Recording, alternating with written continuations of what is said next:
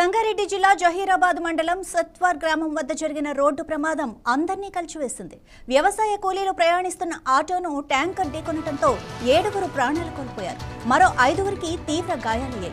ఉపాధి నిమిత్తం కర్ణాటక రాష్ట్రంలోని బీదర్ జిల్లా రాజగిరి గ్రామం నుంచి వచ్చిన కూలీలు పని ముగించుకొని తిరిగి వెళ్తూ ఉండగా ఈ ప్రమాదం జరిగింది.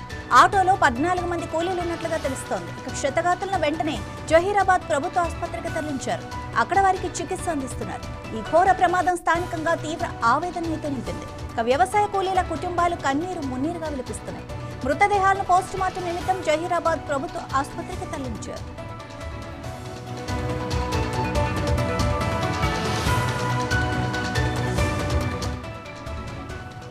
అధికారులు ఘటనా స్థలానికి చేరుకొని సహాయక చర్యలు పర్యవేక్షించారు. అతివేగమే ప్రమాదానికి కారణమా లేక మరేమైనా కారణాలున్నాయా అన్న కోణంలో పోలీసులు విచారణ చేపట్టారు.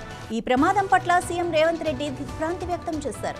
క్షతగాతులకు మెరుగైన వైద్యం అందించాలని అధికారులను ఆదేశించారు.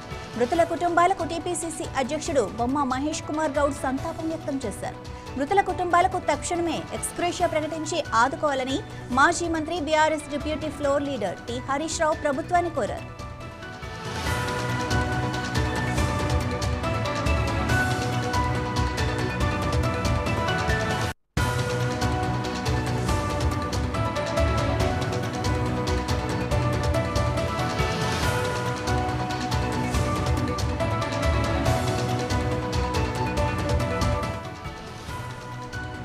ఇదే విషయానికి సంబంధించి మరింత సమాచారం మా ప్రతినిధి ప్రశాంత్ అందిస్తారు. అది కూడా లైవ్ లో.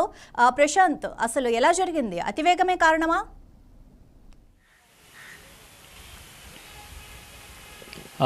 ఎస్ మాధవి, అతివేగంతోనే ఇక్కడంతా ప్రమాదం అయితే భారీగా చోటు చేసుకుందని చెప్పుకోవాలి. నేషనల్ హైవే 65 ఇటు సంగారెడ్డి జిల్లాలో ఉంటుంది. సో ఇది ముంబై వెళ్ళే ప్రధాన ఒక హైవే అని చెప్పుకోవాలి. సో ఈ హైవేకి ఆనుకోనిగా ఒక యూటర్న్ ఉంటుంది ఇందులోనే. సో అలాంటి సందర్భంలోనే ఇటు వలస కూలీలు హైదరాబాద్ నుంచి కర్ణాటక వైపు వెళ్తున్న తరుణంలో ఆయిల్ ట్యాంకర్ అతివేగంగా రావటం, సో ఆటోని ఢీకొనడం. సో ఆటోలో ఉన్న 12 మంది ప్రయాణికులకి గాయాలయ్యాయి. అందులోనే 6 అక్కడ ప్రమాద చోట్లో 5 చనిపోగా హాస్పిటల్కి వచ్చిన తర్వాత మరొకరు చనిపోయారనేది వివరాలు అందుతున్నాయి. ప్రస్తుతానికైతే జహీరాబాద్ ఆసుపత్రి దగ్గర అయితే మనం ఉన్నాము. నిన్న ఈ ప్రాంతం మొత్తం కూడా ఈ బాధితుల ఆర్తనాదాలతో ఇక్కడంతా కూడా జరిగింది. సో కుటుంబ సభ్యులకి వివరాలు అందించడం, వారు కూడా ఈ ప్రాంతానికి చేరుకొని ఏదైతే ఇందులో చనిపోయిన వారందరికీ కూడా పోస్ట్ మార్టం నిర్వహించడానికి అధికారులు ఏ విధంగా కృషి చేశారో, సో దాంతోపాటు ముఖ్యంగా ఈ జిల్లా కలెక్టర్ కావచ్చు, పోలీస్ అధికారులు కావచ్చు, మంత్రులు, ఎమ్మెల్యేలు అంతా కూడా ఈ ప్రాంతానికి చేరుకొని సో ఇంత భారీగా జరిగిన ఈ యాక్సిడెంట్కి సంబంధించి బాధితులకు అండగా ఉంటూ వాళ్ళకి చేయాల్సిన అండదండలు అంతా కూడా ప్రభుత్వం చేస్తూ కూడా వచ్చింది. సో అది ఇక్కడ అధికారులు కూడా, హాస్పిటల్ అధికారులు కూడా చేశారంటూ కూడా చెప్పుకోవాలి. సో మొత్తంగా ఆటోలో ఆ ప్రయాణం సమయంలో 12 మంది వరకు ప్రయాణికులు ఉన్నారు.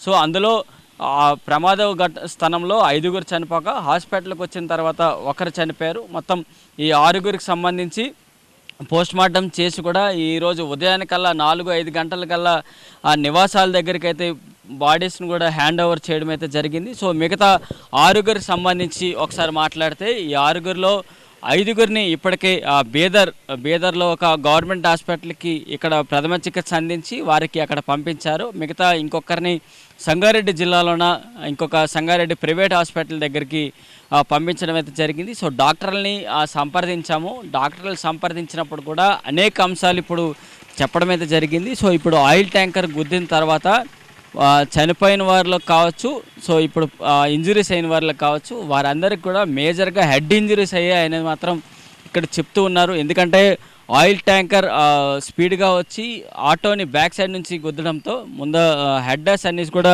ముందుకు గుద్దుకున్నాయి అనేది మాత్రం ఎక్కువగా డాక్టర్స్ అయితే తన ఎంక్వైరీలో అయితే ట్రీట్మెంట్ సందర్భంలో చెప్తూ ఉన్నారు. దాంతోపాటు షోల్డర్ ఇంజరీస్, లెగ్ ఇంజరీస్ కూడా ఎక్కువ జరిగాయి.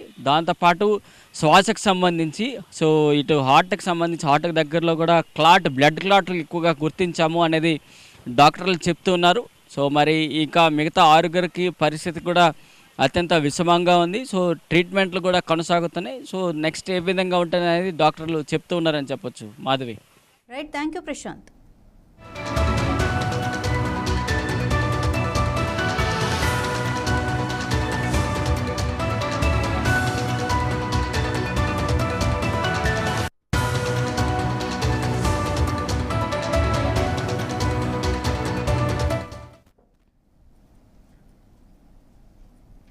భద్రాద్రి కొత్తగూడెం జిల్లాలో తీవ్ర విషాదం చోటు చేసుకుంది.